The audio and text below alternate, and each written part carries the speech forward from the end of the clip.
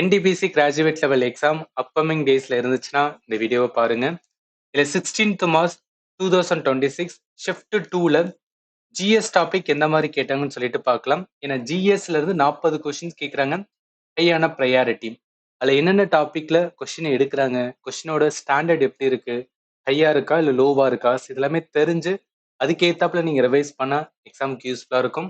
இப்போ கேள்வி பார்த்தோன்னா சோலா எம்பையர். ஸோ சோலா எம்பையர் மெடிவல் ஹிஸ்டரி லேர்ன் பண்ணுவோம். ப்ராமின்ஸுக்கு வந்து லேண்டை கிஃப்ட் பண்ணுவாங்க. அதோட பேர் வந்து கேட்டிருக்காங்க.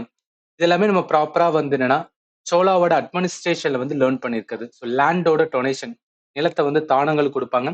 அதுல பிரம்மதேயா தான் வந்து பிராமணர்களுக்கு வந்து கொடுக்குற லேண்டு. ஸோ அதை வச்சு பார்க்கும்போது பிரம்மதேயம். மிச்சம் இருக்கிற அடிஷனல் எல்லாத்தையும் இந்த இதில் கொடுத்துருக்கேன். ஜஸ்ட் ஒரு வாட்டி என்ன பண்ணிக்கலாம், நீங்க வந்து ரிவைஸ் பண்ணிக்கலாம். இது என்ன டாபிக்னா மெடிவல் ஹிஸ்டரி. இதுல எதுக்கு சொல்ல வரேன்னா, ஓகே ஹிஸ்டரியில இருந்து கொஸ்டின்ஸ் கை வச்சிருக்காங்க. அதுல மெடிவல் ஹிஸ்டரியில இயர்லி மெடிவல் இந்தியாவில தான் என்ன பண்ணுவோம்னா சோலா எம்பையரை பத்தி வந்து கொஞ்சம் டீட்டெயிலாக லேர்ன் பண்ணுவோம். ஜஸ்ட் இதை ரிவைஸ் பண்றதுக்காக சொல்றேன். இந்த மெடிவல் ஹிஸ்டரி பொறுத்தளவுக்கு என்னென்ன டாபிக் ரொம்ப இம்பார்ட்டன்ட்னா, இயர்லி மெடிவல்ல கொஸ்டின் கேட்டாங்க. டெல்லி சுல்தானேட்ல வந்து ஃபர்ஸ்ட் ஷிஃப்ட்ல கொஸ்டின் கேட்டாங்க. முகல் எம்பையர் ரொம்ப ரொம்ப இம்பார்ட்டன்ட். 3 ஏரியா மட்டும் கொஞ்சம் என்ன பண்ணிக்கங்கன்னா ரிவைஸ் பண்ணிக்கோங்க. அடுத்த கேள்வி பாலிட்டில இருந்து டயார்கி சிஸ்டம். ஸோ பாலிட்டின்னு சொல்ல முடியாது, ஹிஸ்ட்ரியிலுமே நம்ம லேர்ன் பண்ணுவோம். மாடர்ன் ஹிஸ்ட்ரியில டயார்கி சிஸ்டத்தை எந்த பிரிட்டிஷ் ஆக்ட் வந்து சொல்லுச்சு அப்படின்னு வந்து சொல்லியிருக்காங்க. ஸோ பிரிட்டிஷ் ஆக்ட், அதாவது கவர்மெண்ட் ஆஃப் இந்தியா 1919. இதுதான் என்ன சொல்லலாம், டயார்கேட் ப்ராவின்ஸ், ஸோ மாகாணங்கள்ல இரட்டை ஆட்சி கொண்டு வரும் அப்படின்னு சொல்லியிருப்பாங்க. இதை வச்சு பார்க்கும்போது 1919. இது எல்லாமே வந்து ஹிஸ்டரியில பிரிட்டிஷ் ஆக்ட்னு சொல்லிட்டு வந்து, ஸோ ரெகுலேட்டிங் ஆக்ட்ல இருந்து ஃபைனலா கவர்மெண்ட் ஆஃப் இந்தியா 1935 முடிஞ்சு 35 வரைக்கும் ரொம்ப இம்பார்ட்டன்ட். அதுக்கப்புறம் இந்தியா இண்டிபெண்டன்ஸ் ஆக்டுமே இருக்கும். ஸோ எல்லாமே வந்து என்ன பண்ணுங்கன்னா என்ன இம்பார்ட்டன்ட் பாயிண்ட் இருக்கோ அதை மட்டும் இந்த டைம்ல வந்து ரிவைஸ் பண்ணிக்கோங்க. அடுத்து இந்தியன் கான்ஸ்டியூஷன்ல ரைட் டு சிட்டிசன்ஷிப் யாருக்கான, 2 person who have migrated to India from Pakistan. So பாகிஸ்தான்ல இருந்து இந்தியாவுக்கு வரவங்களுக்கு வந்து ஒரு ஆர்டிக்கல் வந்து சொல்லியிருப்பாங்க. அந்த ஆர்டிக்கல் படி வந்து நீங்க சிட்டிசன்ஷிப் கொடுக்கலாம்னு சொல்லியிருப்பாங்க. அந்த ஆர்டிக்கிளோட பேர் இது என்ன அப்படின்னு பார்த்தோன்னா, நம்ம கான்ஸ்டியூஷன்ஸ் அப்படின்னு வந்தாவே வந்து இந்த பார்ட் 2 சிட்டிசன்ஷிப் வந்து ரொம்ப ரொம்ப இம்பார்ட்டன்ட். அதுல ஆர்டிக்கல் 6 தான் என்ன சொல்லுவோம்னா, இப்போ பாகிஸ்தான்ல இருந்து இந்தியாவுக்கு வராங்கன்னா அவங்களுக்கு சிட்டிசன்ஷிப்பை வந்து கொடுக்கணும் அப்படின்னு இந்த ஆர்டிக்கலை மென்ஷன் பண்ணியிருப்பாங்க. அதனால இந்த கொஸ்டினுக்கு ஆன்சர் வந்து ஆர்டிக்கல் 6 தான். நிறைய ஸ்டூடெண்ட் என்ன பண்ணுவாங்கன்னா ஃபண்டமெண்டல் ரைட்ஸ், டிபிஎஸ்பி, அதே மாதிரி வந்து ஃபண்டமெண்டல் டியூட்டிஸ், இதுதான் அதிகமாக கவனம் கொடுத்து வந்து லேர்ன் பண்ணுவாங்க. பட் அதான் ஞாபகத்தில் வச்சுங்க. சிட்டிசன்ஷிப்ல இருந்துமே என்ன பண்ணியிருக்காங்கன்னா கொஸ்டின்ஸ் கேட்டிருக்காங்க. இதுல இருந்து என்னன்னா ஆர்டிக்கல் 1ல இருந்து ஆர்டிக்கல் 51A வரைக்கும் என்ன பண்ணிடணும்னா நீங்க மனப்பாடம் பண்ணிடணும். ஏன்னா இதுல இருந்து டெஃபினட்டா 1 or 2 கொஸ்டின்ஸ் வந்து ரிப்பீட் ஆயிரும். அடுத்து குப்தா எம்பையர் பீரியட்ல யாரை வந்து சமந்தா அப்படின்னு வந்து சொல்றாங்க. ஸோ டேர்ம் இருக்கு சமந்தா அப்படின்னு, அது யாரை சொல்லுவாங்கன்னு கேட்டிருக்காங்க. இது வந்து ரீஜனல் ரூலர் தான். ஸோ சப்பார்டினேட் ரீஜனல் ரூலர் தான் வந்து என்ன பண்ணுவாங்கன்னா சமந்தர் அப்படின்னு வந்து சொல்லியிருக்காங்க. ஸோ அதனால கொஸ்டினுக்கு ஆன்சர் வந்து டி தான். அடுத்து ஸ்பெக்ட்ரம். ஸோ ஸ்பெக்ட்ரம் என்ன, இப்போ எலக்ட்ரோ மேக்னெட்டிக் ஸ்பெக்ட்ரம் சொல்றோம் பார்த்தீங்களா, அதாவது லைட்ல விப்ஜிஆர் கலர். ஸோ அந்த விப்ஜிஆர் கலர் ஃபார்மேஷனுக்கு என்ன ஆப்டிக்கல் ஃபினாமினால அது உருவாகும்னு சொல்றாங்க. இது கண்டிப்பா என்ன, லைட்டோட டிஸ்பர்ஷன். இந்த லைட்டு டிஸ்பர்ஸ் ஆகும்போது தான் என்ன இந்த விப்ஜிஆர் கலர் வரும். ரிஃப்ளெக்ஷன், ரிஃப்ராக்ஷன் இதெல்லாமே வராது. ஆன்சர் வந்து சி தான். இது சயின்ஸ்ல பிசிக்ஸ் டாபிக். பிசிக்ஸ்ல என்ன அப்படின்னு பார்த்தீங்கன்னா லைட்ல பேசிக்கா நம்ம வந்து லேர்ன் பண்ணுவோம். ஸோ லைட்டோட டாபிக் இருக்கும். அதுல பேசிக்கா எலக்ட்ரோ மேக்னெட்டிக் ஸ்பெக்ட்ரம், அதுல விப்ஜிஆர் கலரு, அந்த விப்ஜிஆர் கலருக்கு காரணம் அப்படின்னு பார்த்தீங்கன்னா டிஸ்பர்ஷன் ஆஃப் லைட் அப்படின்னு லேர்ன் பண்ணியிருக்கணும். அடுத்து எந்த constitutional amendment act Bodo, Dogri, Maithili, Santhali இது எல்லாத்தையும் 8th schedule of the Indian கான்ஸ்டியூஷனுக்குள்ள ஆட் பண்ணுச்சு அப்படின்னு கேட்டிருக்காங்க. இது வந்து கொஞ்சம் டஃப்னு சொல்லலாம். பட் நீங்க லேர்ன் பண்ணியிருந்தா ஈஸியானதான். ஏன்னா நம்ம schedule of the Indian constitutions வந்து எல்லாமே லேர்ன் பண்ணியிருக்கோம். அதுல 8th ஷெட்யூல் இருக்கு பாத்தீங்களா. ஸோ 8th ஷெட்யூல்ல என்னன்னா லாங்குவேஜ் வந்து இருக்கும். ஸோ அந்த லாங்குவேஜ்ல வந்து ஒவ்வொரு பீரியட்ல வந்து சில லாங்குவேஜை ஆட் பண்ணியிருப்பாங்க. ஸோ 21வது வந்து கான்ஸ்டியூஷன் அமெண்ட்மெண்ட் இருக்கும். அடுத்து 71, ரெண்டை கூட்டும் போது 92 அப்படின்னு கூட வரும். சில சும்மா ஷார்ட்கட்டா நான் சொல்லியிருப்பேன், ஞாபகத்துல வச்சுக்கோங்க. இப்ப தேவை என்ன அப்படின்னா இந்த போடோ, டோக்ரி, மைத்தாலி, சாந்தலி இது எல்லாமே என்ன 92nd அமெண்ட்மெண்ட் ஆக்ட் 2003 இதெல்லாம் தான் என்ன பண்ணிருப்பாங்க ஆட் பண்ணிருப்பாங்க. நீங்க 92nd ஸோ 92nd இருக்கிறது பாத்தீங்கன்னா 2000 92nd 2003 அண்ட் 2004 டைம்ல இருக்கு பாத்தீங்கன்னா தூக்ரி இந்து ஜம்முவோடது, அதே மாதிரி வந்து மைத்தாலி இங்க இருக்கு, அதே மாதிரி வந்து சாந்தாலி இங்க இருக்கு. இதை வச்சு கனெக்ட் பண்ணிக்கலாம். அடுத்த கேள்வி, which nutrient primarily required for the repair of the body tissue and organ and formation of new cells? Actually என்னன்னா நம்ம வந்து சாப்பிடணும்னு வச்சுக்கலாம், நிறைய புரோட்டீன் எடுறா அப்படின்னு வந்து சொல்லுவாங்க.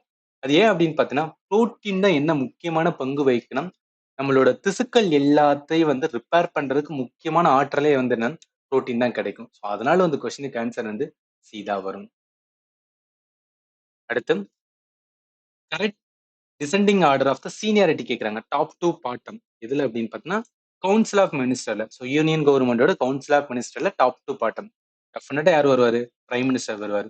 பிரைம் மினிஸ்டருக்கு அப்புறம் கேபினெட் மினிஸ்டர் வருவாங்க, கேபினெட்டுக்கு அப்புறம் தான் மினிஸ்டர் ஆஃப் ஸ்டேட் அப்படின்னு வருவாங்க. அதனால ஆப்ஷன் வந்து சீதா வரும். இது பேசிக், கொஞ்சம் லாஜிக்கலாவும் வந்து அப்ரோச் பண்ணி ஆன்சர் பண்ணலாம். அடுத்து குளோரோஃபில்லோட, ஸோ குளோரோஃபில் எதுக்கு யூஸ் ஆகும், போட்டோசிந்தசிஸ்.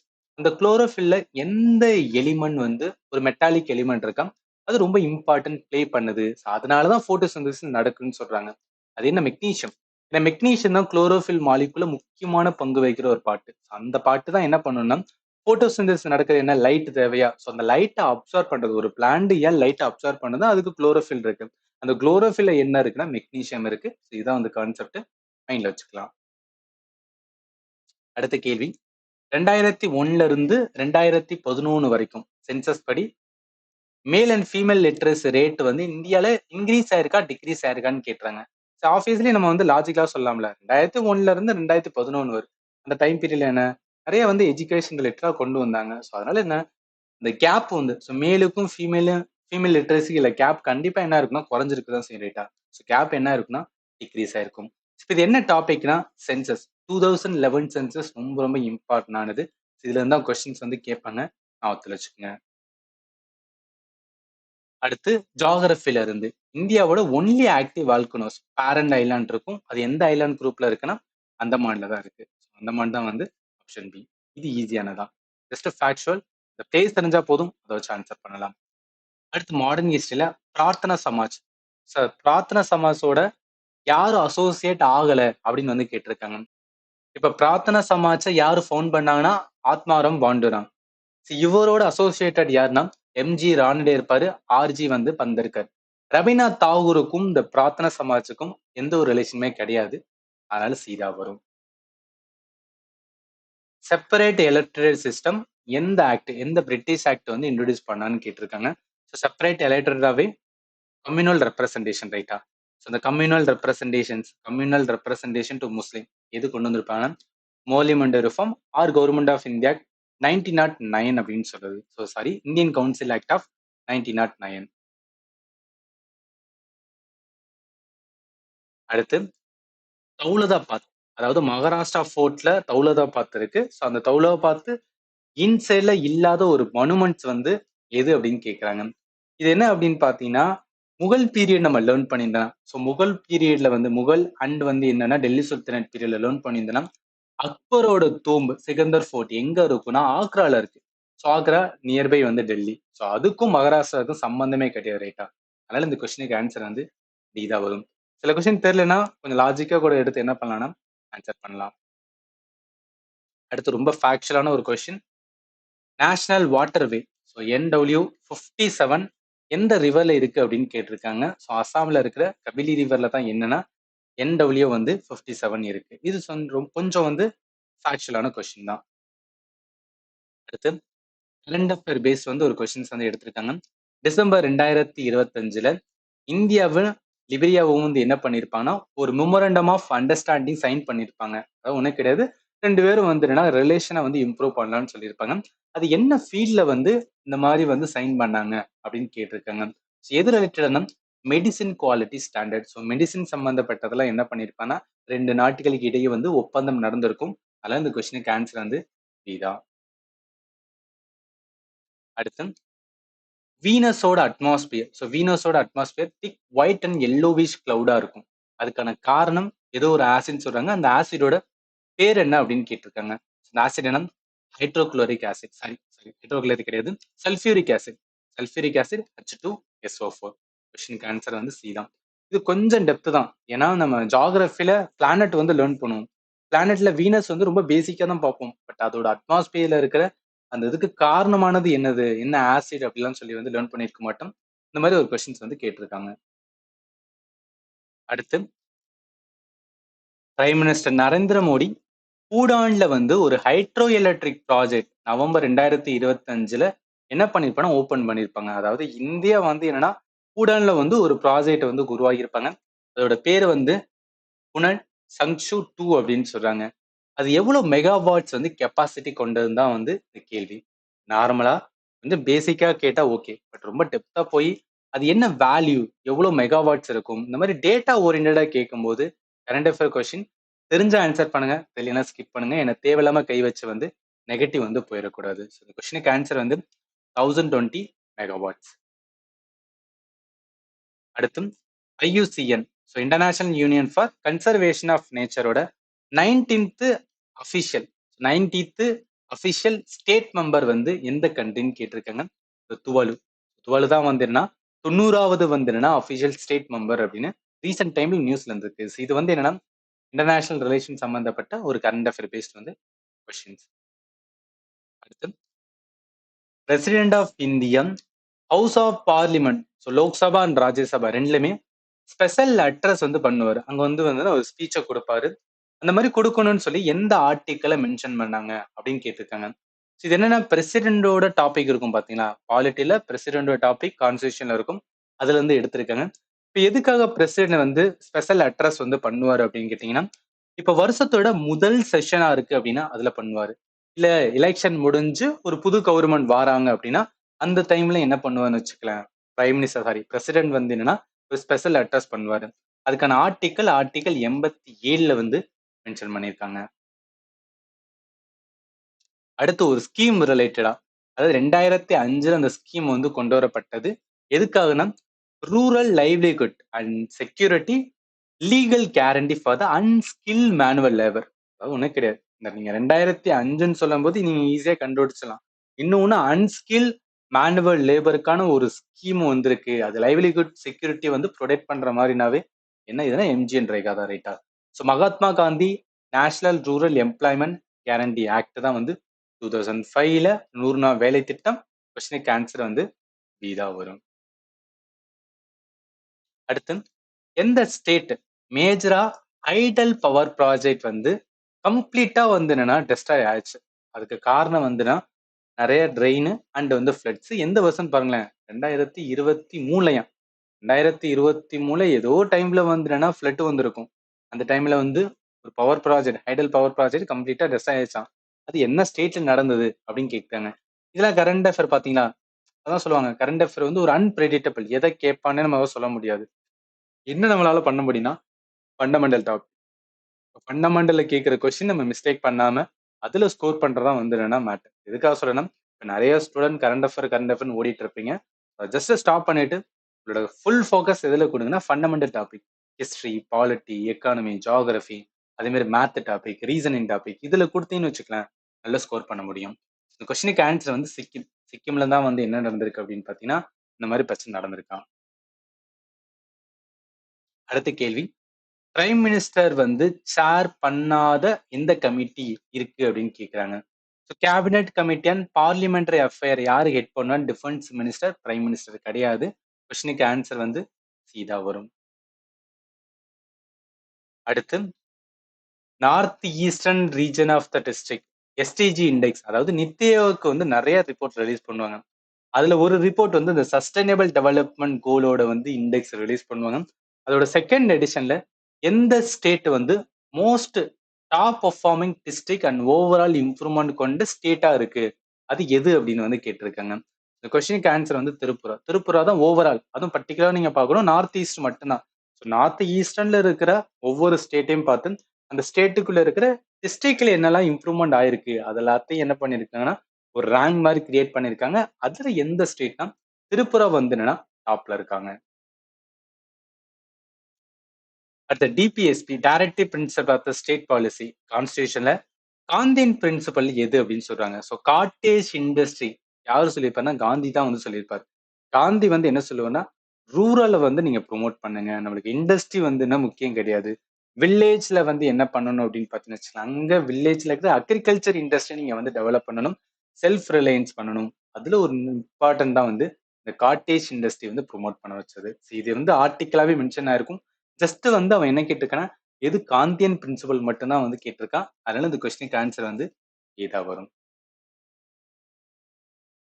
அடுத்து அர்பனைசேஷன் கான்செப்ட்ல, அதாவது சஸ்டைனபிள் அர்பன் டெவலப்மெண்ட்ல அர்பனைசேஷன்ஸ் வந்து எந்த மாதிரி இருக்குன்னு சொல்லிட்டு அது நம்ம ஒரு பாராமீட்டர் எடுத்து அதை கால்குலேட் பண்ணணும் அப்படின்னு யூஎன்ல ஒரு ஆர்கனைசேஷன்ஸ் வந்து சொல்றாங்க. அந்த என்ன ஆர்கனைசேஷன் அதை சொல்றாங்கன்னு தான் வந்து கேட்டிருக்காங்க. நீங்க பார்த்தா சொல்லிடலாம். அதாவது ஒவ்வொன்றும் ஒவ்வொரு விதமான வந்து ரோலை பண்ணுவாங்க. யூஎன் ஹேபிடேட்னா இருக்கிற இடம். அப்ப டெவலப்மெண்ட், அர்பன் டெவலப்மெண்ட். ஸோ சஸ்டைனபிளான அர்பன் டெவலப்மெண்ட் பத்தி யார் பேசுவானா, யூஎன் ஹேபிடேட். இவங்க தான் என்ன சொல்லுவாங்கன்னா, இப்போ ஒரு அர்பன் ஏரியால ஒரு டெவலப்மெண்ட் பண்ண போறீங்கன்னா அந்த இடத்துல அர்பனைசேஷனை வந்து ஒரு பாராமீட்டர் எடுக்கணும்.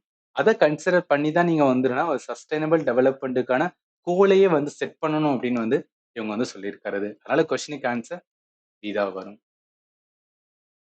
அடுத்து டச் ஸ்கிரீன் டெக்னாலஜி, அதாவது நிறைய type of touch screen technology இருக்கு. அதுல எந்த டைப்ல 2 லேயர் இருக்கும். டச் ஸ்கிரீனா இப்ப நம்ம போன்ல யூஸ் பண்றோம் பாத்தீங்களா, அதுல 2 லேயர் இருக்கும். ஒரு லேயர் கனெக்ட் பண்ணும், இன்னொரு லேயர் டிடெக்ட் பண்ணும். அதாவது நம்ம டச் பண்ணும்போது அந்த ப்ரெஷர் என்ன, நான் கண்டக்டிவ் ஆப்ஜெக்ட்டை வந்து என்ன பண்ணும் அப்படின்னு பார்த்தீங்கன்னு வச்சுக்கலாம், டிடெக்ட் பண்ணும். அந்த டிடெக்ட் பண்ண மூலம் வந்து என்ன ஆகும் அப்படின்னா, நம்மளுக்கு ஒரு இதை டச் பண்ணும்போது ஓப்பன் ஆகிறது. அந்த டெக்னாலஜியோட பேர் என்ன அப்படின்னு கேட்குறாங்க.